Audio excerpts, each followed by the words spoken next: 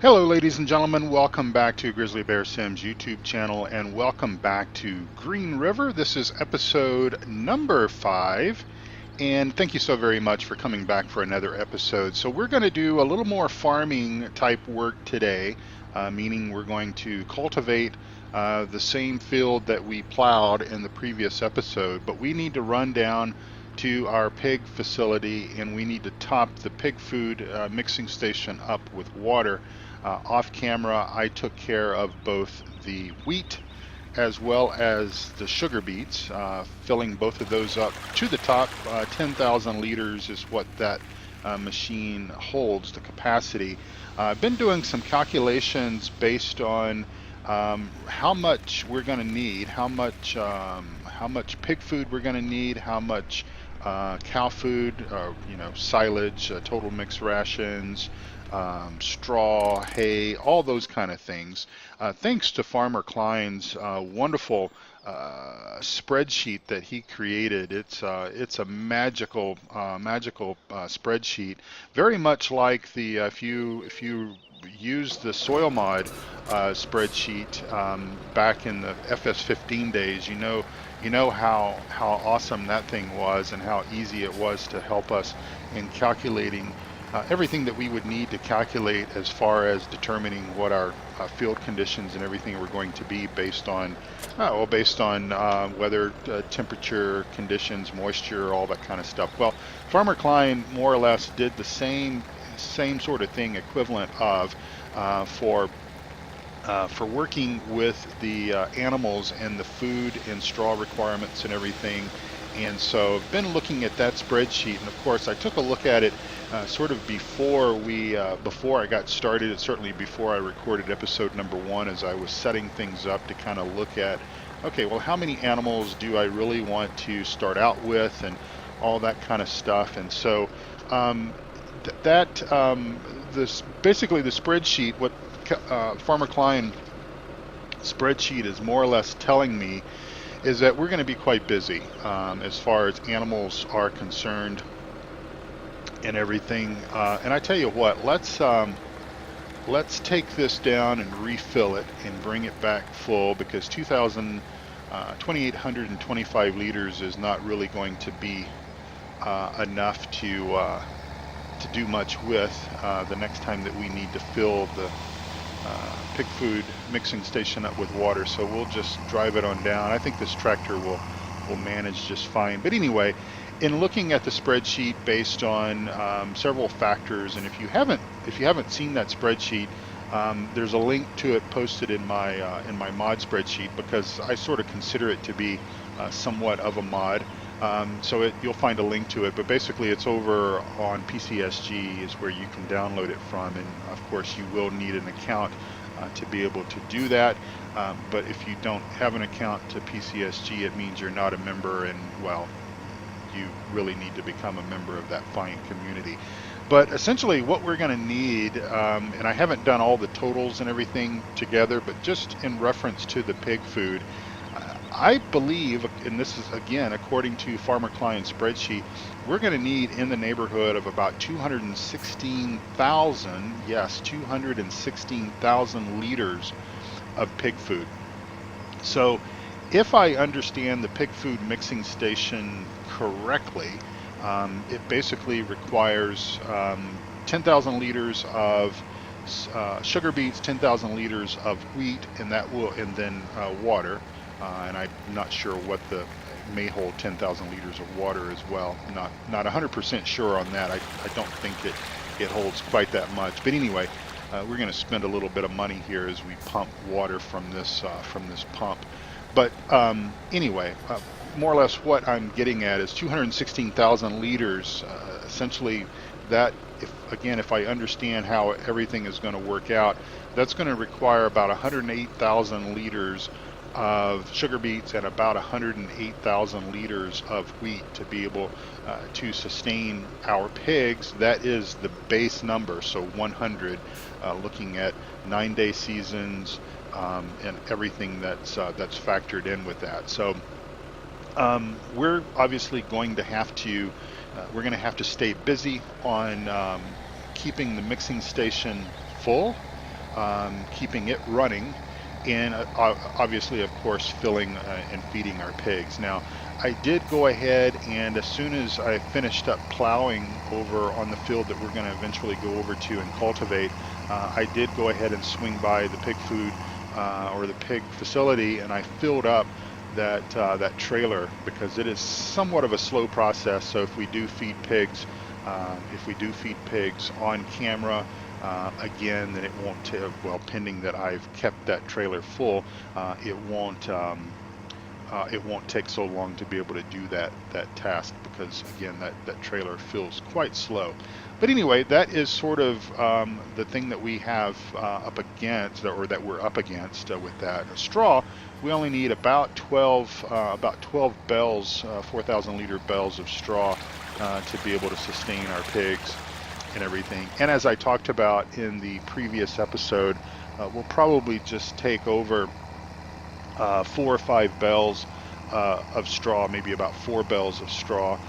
Sometime, this week we'll get that done. I'll do it, or I'll ask one of the workers to do it. We'll take over 3 or 4 bales of straw, and that'll sustain them until, I think, until our wheat crop comes in and we can bale that straw. And if we need to, as I've often said before, we can buy up some straw. We were quite short last year as far as our straw production. We just didn't have as high of a yield, and so it's really hurting us this year. We've had to buy in some straw. We've had to buy in a bit of hay as well. But I'm hoping that this year, our crops and everything will be bumper crops, and hopefully we can get this backed in there. It goes a little further to the right, but oh well, that's okay. All right, we'll go ahead and just set our bucket down like that, and we'll get out. And then we're going to head over and pick up our tractor and our cultivator back over at the main farm area, and then go ahead and get to work in cultivating that field. And of course, the field that we're going to be cultivating, this is going to be the field that we're going to plant our sugar beets in, and hopefully that field will produce 108,000 liters of sugar beets for us. Otherwise, we're going to be in for a bit of trouble, I think. But anyway, we're just going to speed on down. Wow, I think I said the other day this thing really went fast. I didn't realize it would top out almost 90 miles per hour. So yeah, I better slow this down before we get a ticket. Certainly don't want to get a ticket. We're trying to watch and manage our money so closely that getting a ticket right now would possibly set us back just a little bit. All right, so we must be going to have some rain coming, because the lights have come on, and I think the last time that we had that happen, when the lights came on during the day, it pretty much started raining pretty soon after that. So we're back in the big cloths again, and I did swap out the cultivator. I had the Horsch 12, I believe it was 12 meter cultivator, and it had some problems. It had sort of caused a slip and slide action with the tractors, even the big cloths, and I couldn't really figure out why it was doing that, and so anyway, we just swapped it out, and even sort of an even trade with the store. This one is a little bit less money to purchase up front to buy brand new, and so obviously, since we had only since that horse was just a little, about a year old or so, they gave us a pretty good deal on it. So we worked out a trade, and everybody's happy, and I'm happy, and we've hit that pole again. That's my bad. I should have taken a little bit easier coming across the street.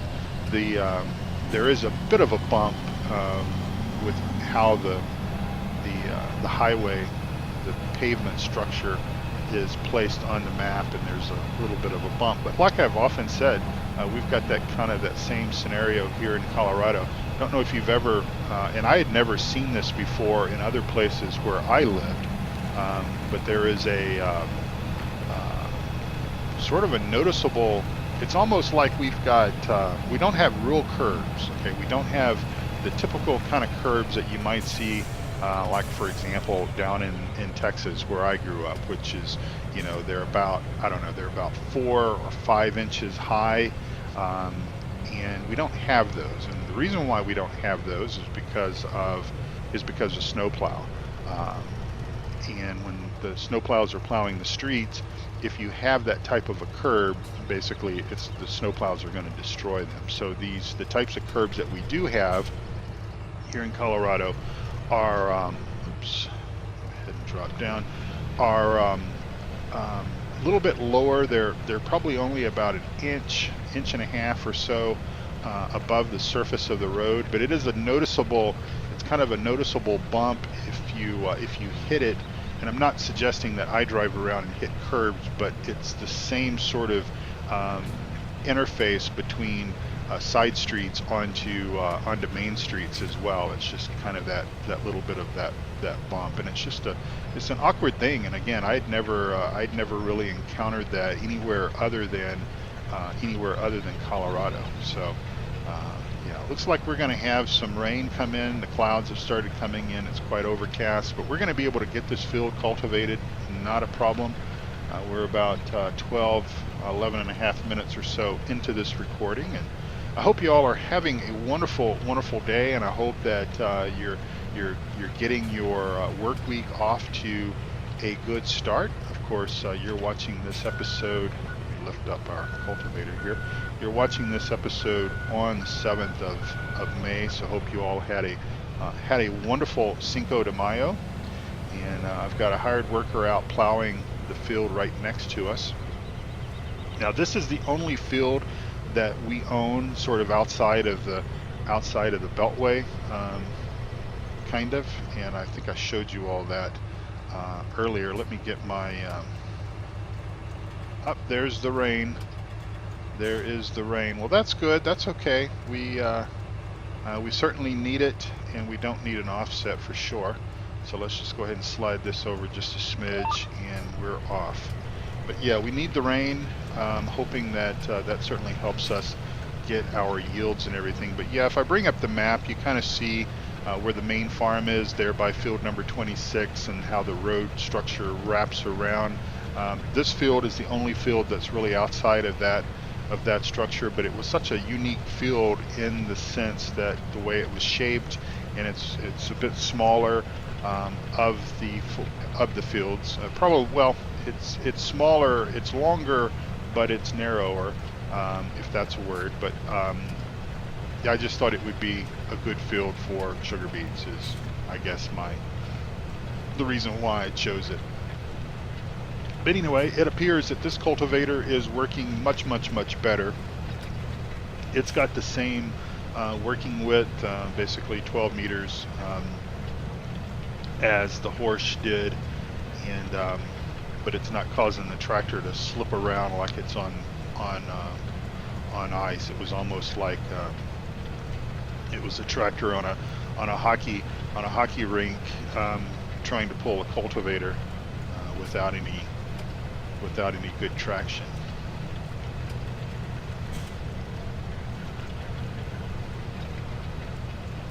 Spring rain, you gotta love it. Here in Colorado, we have had our share of sort of a mixture. I told my wife yesterday that Mother Nature needs to take her meds because she's just kind of all over the place. And let me go over and clear that 900. Just wanted to get rid of that sign, or of that notice that said he was done. So we'll see if we can spin around here. I might have mentioned that there are no collisions on the hedgerows, or at least there weren't collisions on some of the hedgerows that I had encountered. So that's kind of cool if you like that. If you like collisions on hedgerows, then you might not like that. But anyway, it kind of works out well with AI for sure. As a matter of fact, I think that was one of the That was one of the reasons why Bullet Bill did what he did to Colebrook Park Farm way back when that map came out for 17 was he fixed it, and I think I talked about this not too long ago, where he fixed it where the hay bales, straw bales, whatever, any sort of belled item would not pass through the hedges and the fences. But come on, let's get out of the trees. But that but tractors, anything else could pass through, because depending on how the fields are shaped and everything, it can still cause a little bit of problem with your AI, whether it be course play controlled or just regular in-game controlled AI. All right.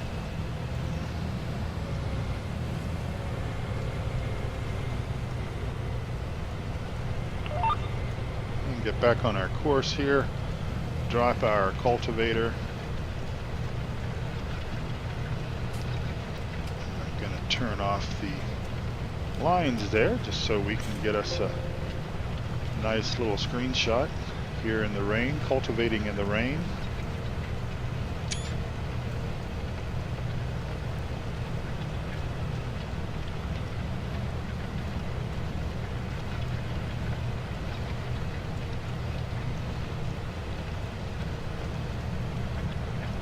So we'll be monitoring our, let me bring up our HUDs here. We'll be monitoring our forecast quite closely over the next couple of days, and hopefully tomorrow, if all things are true there with our weather forecast, we're going to have a nice warm day, warm in comparison with what it's been the last 2 days. And of course, tomorrow we'll be working into the second third of the season of spring, but with 60-degree high temperature, our soil temperature should come up a few degrees, and hopefully we can get it up there where we need it so that we can start planting. We have been quite busy over the last 3 days, including this day, in getting our fields opened up. So essentially we are putting down a application of dry fertilizer, and then coming in and plowing that in, and then basically cultivating. I understand that we could certainly put more fertilizer down if we wanted to after we plowed, but we'll do that at the time of seeding. That way the fertilizer is in there right when we need it. And just like doing it this way, there's probably really no right or wrong way to do it, but certainly within the mechanics of the game and everything, it's certainly the way I like to do it. And so hopefully once our soil temperature comes on up to the number that we need for wheat and for some canola, as well as for sugar beets, we will get those done. Most likely we will focus on what we need the most, which obviously is wheat and soybean, sugar,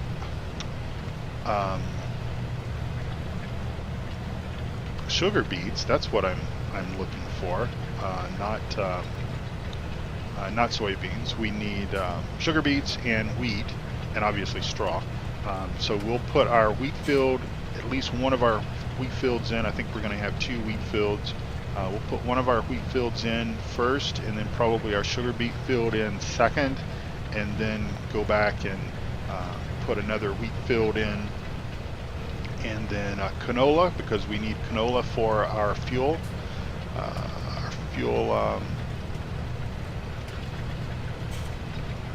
Our fuel making plant is what I'm thinking about there. And yeah, just anything else that we decide to grow. We are probably going to do some sunflowers just to kind of have a variety, and of course probably some corn. And the corn, haven't decided yet if the corn is going to be something that we will grow for for human consumption. In other words, selling that in the mill, wherever that is, whoever wants to buy that, or if we want to actually cut the corn for chaff. And we've got a we've got a forage harvester on the map, and obviously we have the silage silo system. And so kind of depends. I guess that will be a decision that we'll probably make once we get our first grass cutting in. Once we get the opportunity to cut grass for the first time, which hopefully with this rain and with the sunshine that's hopefully coming. Of course, we got 2 days of rain and not a whole lot of sunshine on Friday, and then 3 days of rain, and then the sun comes out. But anyway, hopefully if we get some good sunshine and get some nice moisture as we're forecast to get, the grass will grow and grow quite well.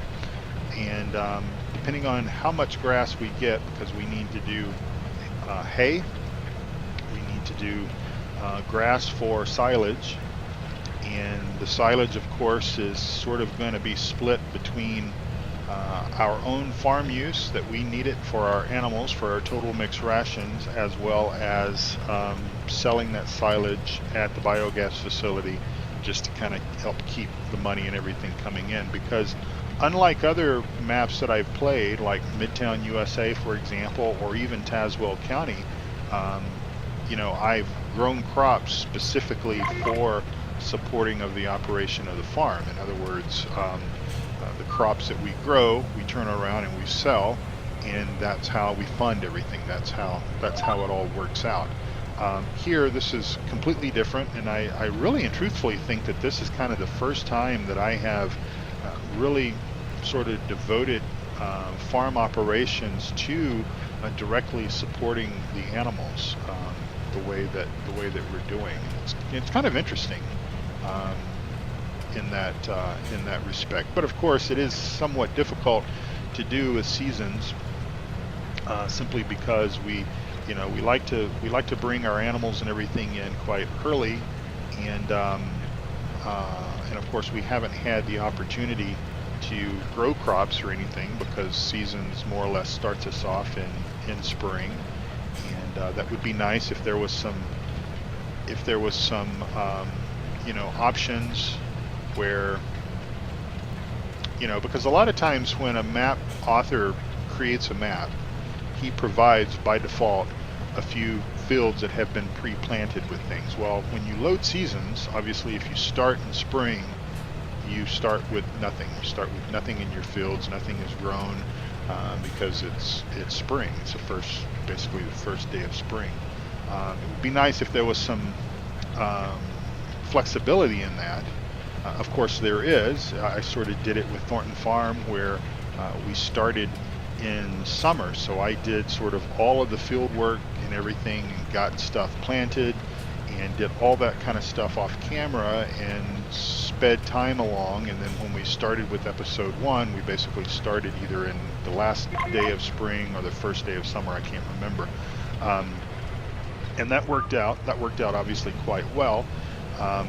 But it would sort of be nice if maybe one didn't have to do all of that legwork, if whatever the map author had prepped on the fields, that would still basically be there, and you could just set an option within seasons to say, I want to start in first game day of summer, or the middle point of summer, or whatever.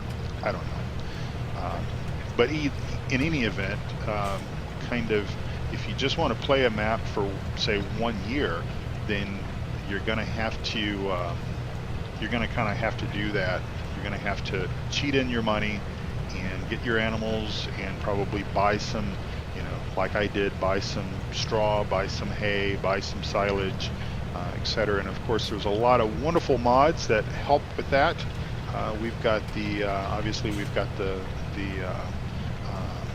bell purchase mod, and then you've got the silo versions as well.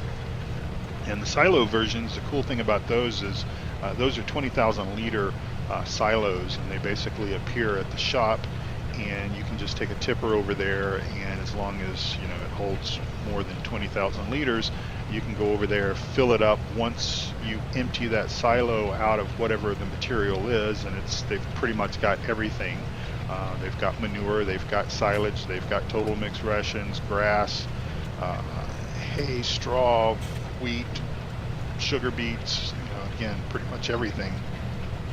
That when you empty that silo, basically the silo disappears, and you've still got the product that you've taken out of it, and then you can go do with that whatever it is that you need to do. So it's that's certainly very, very helpful. And I can't remember if we had the bell. I think we did. I think we had the bell purchase ability in FarmSim 15. I think we did. And that was something that took a little while to come to 17, I think. And I think obviously a lot of us were used to kind of starting our maps up with a few animals and everything, because we wanted to build our theme of our Let's Play a certain way, and that's obviously one way to sort of do that. But it's a pretty cool mod. And again, the silos, I think the silos are new to 17. I don't recall those being in 15 at all. They might have been, and I just wasn't aware of them. But I don't think that they were.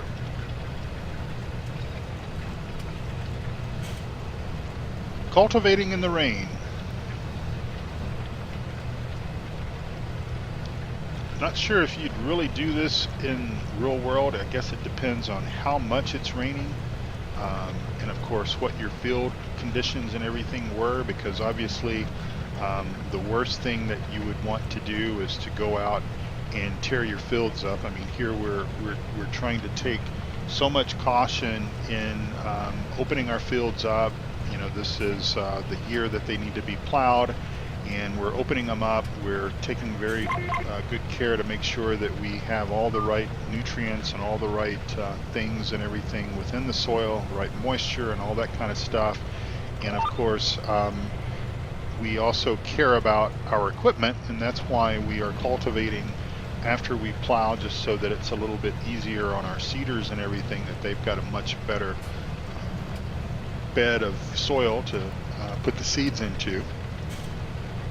And of course, if we were actually doing this in the rain, we would be tearing our fields up quite considerably.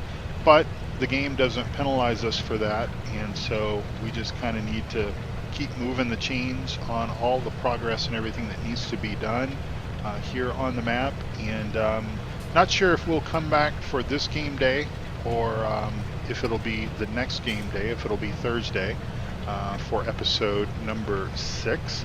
But we are reaching our magic number of about 30 minutes, and I do like to try to keep my episodes a bit short and condensed. And I will just go ahead and start taking the opportunity here to say thank you so much for watching my videos. I really truly appreciate it. If you are new to the channel, and by the way, thank you to all the new subscribers that have subscribed in the last several weeks. Our channel is still growing, maybe not as fast as it once did, but we are still collecting new viewers, and I appreciate that. New subscribers, thank you so very much. If you've been watching the channel and you're not a subscriber, please consider hitting the subscribe button. That helps out a lot, and it helps keep me motivated and all that good kind of stuff. And also, subscribe to all of your other favorite YouTube folks as well, because they appreciate that likewise. And then also, don't forget that you need to hit that little bell icon over there to get notified of new videos and everything, because well, there's some interesting algorithms and everything that all come into play with all that kind of stuff. Zorley did a pretty good job explaining that in a blog post just a few weeks ago, and it was quite interesting, and I actually learned a few things from reading that blog post. But anyway, thank you all again so much for watching. Thanks for being subscribers. Thanks for being friends. I really do appreciate it. And we won't be in the rain if we do come back to this game day, just because it's a little hard to see things. And again, I recognize the fact that we probably wouldn't be out here cultivating like this in the rain, especially if we care so much about our field conditions and such. But again, because the game doesn't really penalize us for it, I know that I know that we would like for us to have a little bit more difficulty, maybe some being able to stick a tractor, get a tractor stuck and all that kind of stuff. Maybe that's coming in 19, and we'll have that feature and everything. But anyway, I think I'm rambling on, so I'm going to say thank you again for watching. Take good care of yourself and also of each other. God bless you all, and come back again very soon. Bye-bye for now.